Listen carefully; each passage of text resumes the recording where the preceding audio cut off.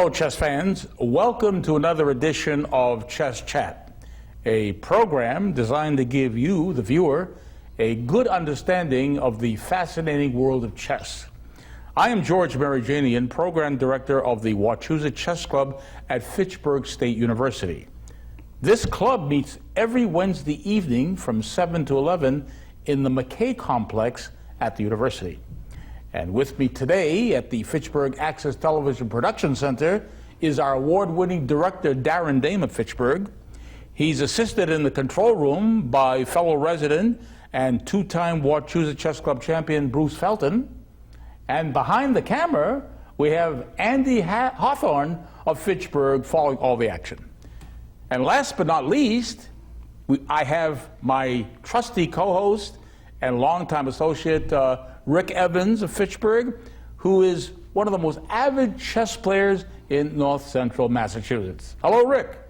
Hi, George. Glad to be here. Always a pleasure seeing you, Rick. Well, Rick, less than 3 weeks ago, the chess world lost one of its most charismatic chess players. He was Grandmaster Walter Browne, and we are shocked by his death. He died on June 24th in Las Vegas, Nevada. He had just finished competing in a major tournament in Las Vegas, the National Open. He also was there playing in the World Series of Poker. He was both a professional chess player and a professional poker player, but he was truly one of the most colorful chess players in the United States. Now, what do you know about Walter Browne? You never met him, but you know a little bit about him. When I first started playing chess in the 1970s, I think that was around the time that his career was at its height. Yes, it was. Close to it. Right. And I remember subscribing to Chess Life and Review, and I remember playing through his games and seeing him prominently on the cover of at least one of those magazines. Well, he was one of the dominant figures in chess in the United States during the 1970s and the early part of the 1980s. He was a 6-time U.S. champion. Right. He was a 2-time U.S. Open chess champion. Again, you know, and also according to the U.S. Chess Federation, he won more open, what we call Swiss chess tournaments. Swiss is a type of tournament. It's an open type of tournament. He won more of those type tournaments than any other player in the United States, and possibly the world. So he holds that distinction. Now, he was born in Australia. You knew he was born in Australia? His mom was Australian, and in fact, he played under the Australian flag and under the U.S. flag at different times. At different times. Yeah. But he came to the United States when he was 3 years old. Yeah, to New York, I think. Right. His father was in the import-export business, and they came to Brooklyn, New York. They settled. The family settled in Brooklyn, New York, and Walter attended the same, when he went to high school, went to the same high school that Bobby Fischer did, Erasmus Hall High School. In fact, there was a 6-year difference in age. Bobby Fischer was born in 1943. Walter Browne was born in 1949. They both lived in Brooklyn. They both went to the high school, and they both dropped out of high school because they wanted, their love of chess was so overwhelming that they quit school to pursue a chess career. So that's what Walter did, and it turned out to be very profitable for him. Now, because, you know, he did come, I never met him until the mid-1970s when he was playing in U.S. Opens around the country. In 1970, he played in the U.S. Open in Boston. I visited that tournament, but I failed to see him at the tournament. Again, 3 years after that U.S. Open in Boston, he moved to California and settled in Berkeley, California, and did very well. You know, he loved sports. You know, when he was actually going to school in Brooklyn, he pursued baseball, basketball, football. I mean, he loved sports. He loved all kinds of activities, such as backgammon, tennis, ping pong. You name the activity, Walter Browne loved it. He was very competitive. So all things competitive. Yes. Yeah. And if there's one word to describe Walter Browne, he was intense. Whatever he engaged in, he did it with a passion. And you could see it. You could see it in the intensity in his face, whether he was playing chess or poker. Sure. and he became a very accomplished poker player, you know. He may have made as much money playing poker as he Very did. true. Well, actually, there is more money. The people there is more people money who to play be chess professionally say, the people who are really making money are the poker players. Yeah. So, again, he was a very versatile player. We're shocked by his death at the age of 66. He was very active, and he's left us a lot of games, though. Yes, we have a wealth of games. Wealth of games. If people were to do a search online, either Google his name, Walter Browne, with an E at the end, and chess, you will find so much material on Walter, games, information about him. I mean, he was charismatic. He had charisma that, like no other player. Actually, more so than Fischer. I would rank him above Fischer when it comes to charisma. Now, the game we're going to present our viewers today, Rick, is a game that Walter Browne won in 1974 in Wijk aan Zee, the Netherlands. It was an international tournament, and he won it. He won the tournament, and he beat a very strong international grandmaster from Argentina by the name of Miguel Quinteros. So let's start this game, show our viewers how Walter Browne conducted himself in this very tactical game. There were tactics involved. So Walter Browne had white in this game, right? He did, and he opened E2 to E4. Okay, first move. Classical way to open. All right. So what Quinteros did in his reply, he played C7 to C5. Okay, now what is this? We have played this so many times on Chess Chat.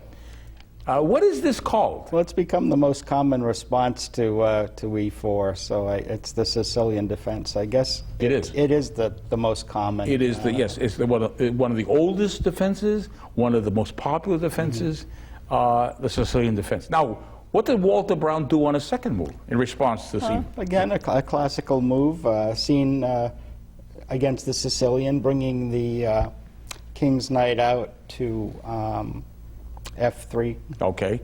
Now, what is the plan here? By developing a knight, it's always good to develop your pieces. And again, the old rule that we all learned as youngsters: develop your knights before your bishops. He could have brought a bishop out, but this doesn't prepare actually the next move, which is what? I mean, normally. Well, normally it's very common to see D2 to D4 played. Okay. But not in this game. Okay, we're not going to see it in this game. No. What Black did on his second move was he had a choice here. He played D6. He played the pawn to D6. Okay, so what did Browne do now? Move 3. What did he do? He played a move that your former co-host, Marty Lane, used to play, at least against me, fairly often. He brought the bishop over and called check. Okay, so bishop B5, check. Okay. Now, yes, this is actually a move I have played also, and this goes by various names. When I was playing this, well, I still play it. I know it as the Moscow variation, but a lot of chess players know it as the Rossolimo attack, the Canal attack, the Sokolsky attack, the Venice attack, the Nimitrovich attack. They go by different, but based on players who played this. But Moscow, I think the most common designation is Moscow variation. All right, so now we're under, okay, so it's a check. We got to block the check. There are only 3 ways to block this check. We can do it with the knight, either the C6, we can bring the knight to D7, but what Black did was just simply play bishop D7. We'll block it with the bishop. Okay, what did Browne do now on his 4th move? He took the bishop. Okay, bishop takes D7, check. Yes. Now, we have only 2 ways to recapture. We're certainly not a recapture of the king. You certainly don't want to do something as weak as that. So we got a choice between knight takes the bishop on D7 or the queen takes D7. Which is better? Of these 2 moves, one is better than the other. Which one did Browne play or Quinteros play? Well, he took with the queen. It wouldn't be a perfect square to have the knight end up there. All right, so queen takes D7, Quinteros played, because that actually reserves the possibility of the knight coming to C6, where it exerts, more control over the central square. So queen takes D7 was Quinteros' move. So what did Walter Browne do now? It's his fifth move coming up. He creates a position known as the Marxi bind. Oh, what is that? Now show me The Marxi this. bind Show me by this Marxi advancing bind. C2 to C4. Okay. So the pawn on E4 and the pawn on C4 create a bind on the center. Boy, that really restricts black. Restricting black's play. White has total control of that D5 square. It's a very positional approach. Now, if Browne had not played C4, could he have castled here? Wasn't castling a possibility? I think so. Yeah, Sure. castling, nothing wrong with castling. All right, so now Quinteros has to make a choice.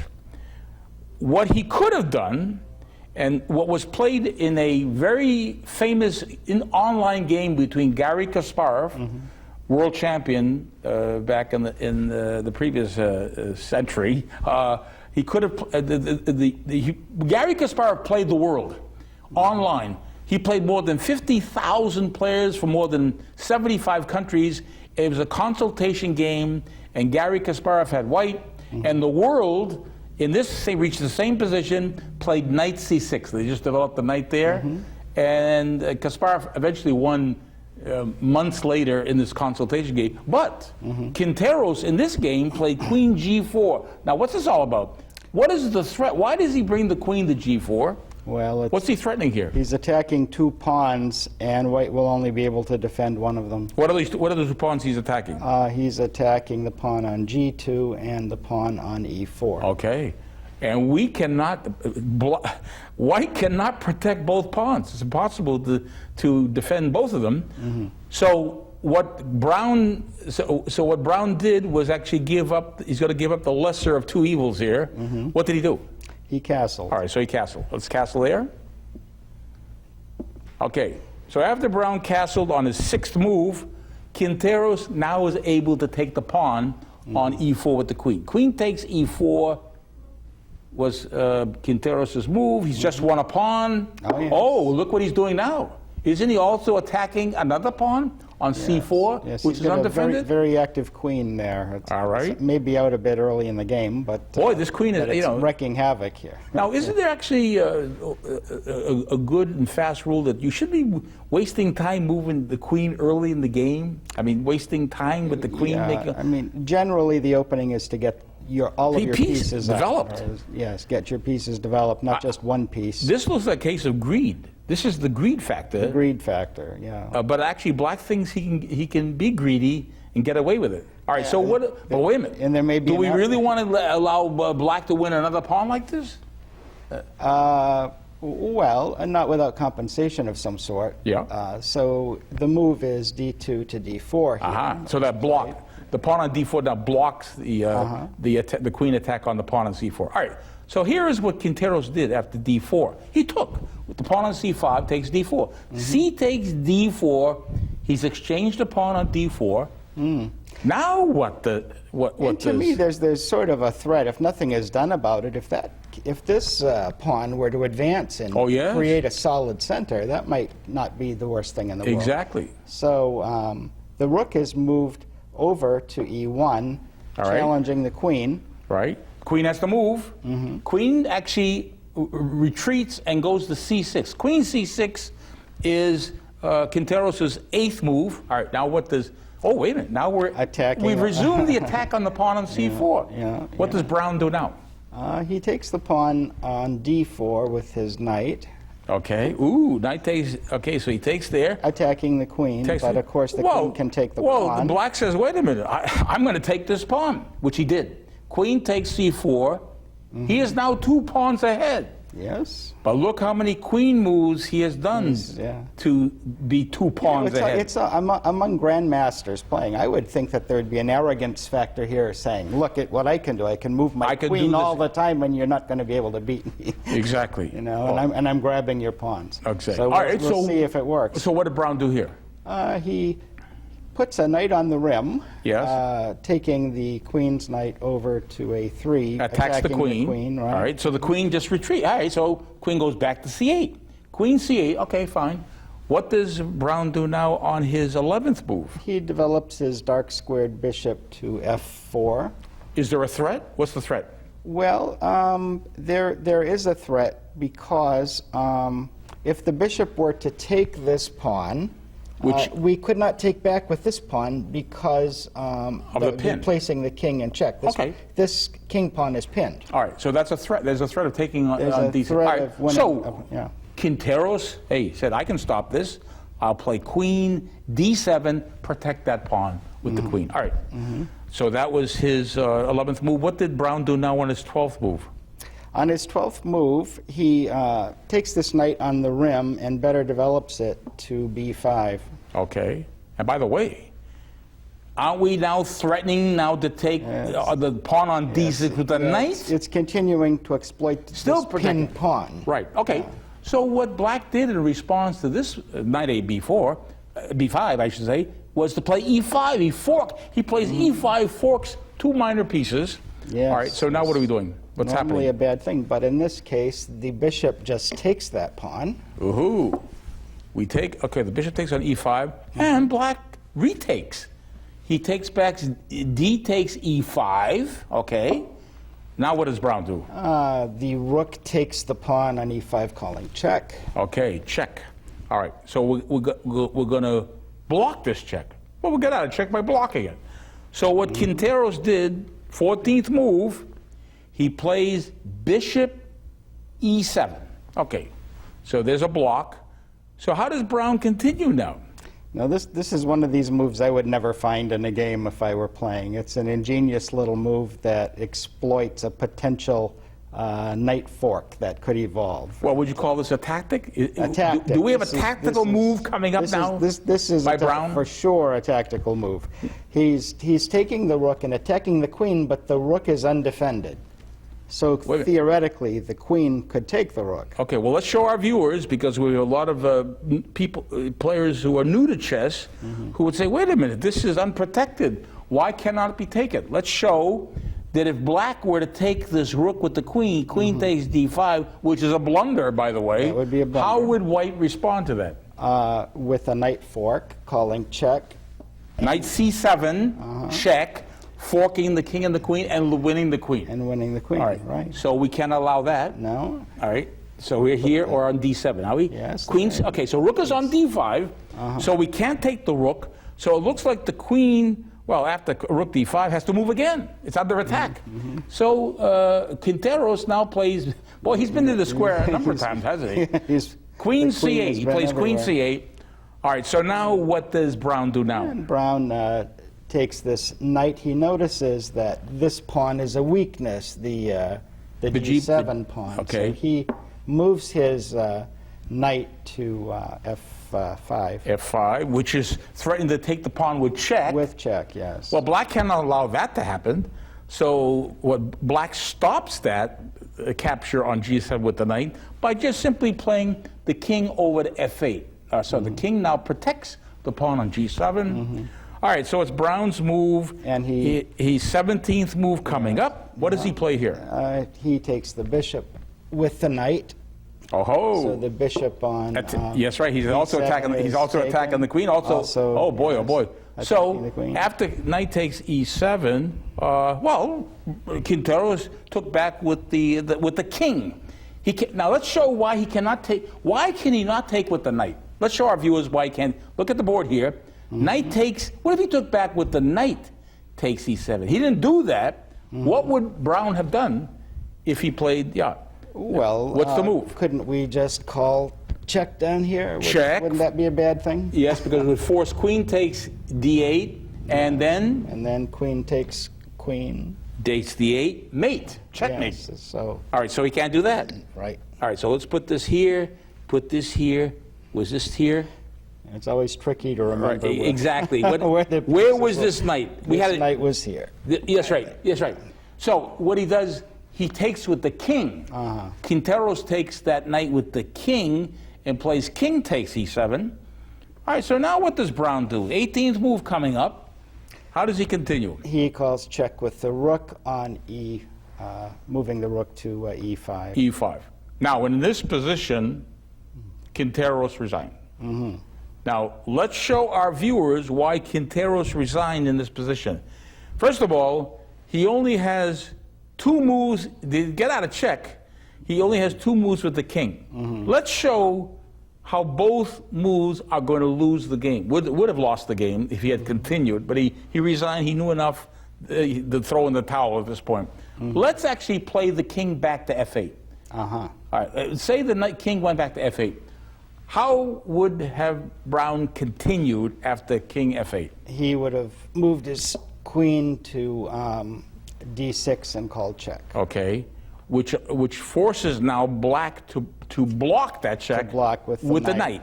All right, so we go. Okay, so we go knight to e7. All right, and then what would Browne have done? The knight would be taken by the queen, calling check. Queen takes e7 check, forcing the king to g8. Okay, now what have Browne done? He would call check on e8 with the queen. Queen, and the only legal move is queen takes e8. And then what would happen? And then the rook would take the queen, checkmate. Checkmate.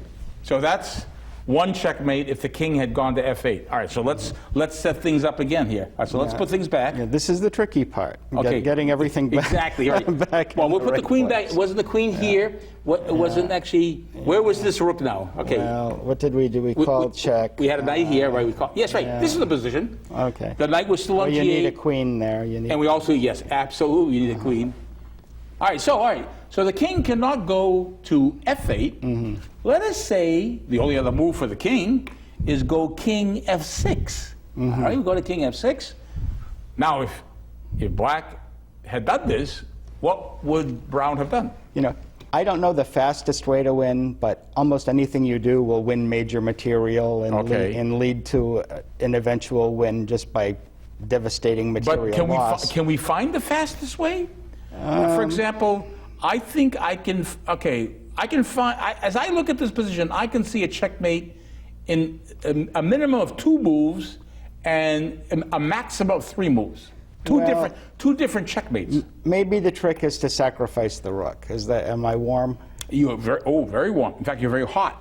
Yeah, as we are in the studio tonight on a very hot night. All right, so what do you do? So maybe we could call check here and sacrifice the rook. Oh, so if the queen goes to f3 check, if we take the rook, if the king takes the unprotected rook on e5, what are you suggesting white does now? Well, we have another rook we can get in the game and call check. Check. Now, if you look at this position closely, is this more than check? Is it? This looks like checkmate. This looks like, yes. Isn't it checkmate? By George, we've done it. Yes, because remember, this knight luckily controls these 2 squares. Yeah. So this would have been checkmate in 2 moves. Serendipity and chess. Yes, right. All right, so let's put this back. Yeah. Let's put the check here. All right, so, no, you do the check. No, do the check here. Yeah. That was good. That is the first key move to lead the checkmate. All right, so black says, oh, I'm not going to take this rook to allow this checkmate with the rook on e1 next. I'm just going to move the king away. King to g6. All right, so that's what black can do, move the king. How does white continue now? Again, I want checkmate now in 2 moves. Can we do it in 2 moves? I think we can do it. Well, I don't know. This looks like an appealing move just off the top of my head. That appeals to me very much. I like that. Forces black's next move, which is king f6. That's the only move he has. And how do we end this game? Isn't this game all over now? Well, we must be getting close. Do we see a checkmate? Well, let's see. I mean, we could come here, check. Is there anywhere that king can go? I don't think so. No. I think this move ends the game. So this took 3 moves. It started with the first moves were the same, queen f3 check, but it ended with 3 moves. The previous move if black took the rook, it would be in 2 moves. So that is why in this position, when it was like this, where it was like this now, again, it's always crazy. The rook came here, and this is why Quinteros resigned in this position. This was an 18-move game, and this was actually played in the 14th round. I think there were like 16. This was like a 16-player round robin. Browne won the tournament. Vacanze.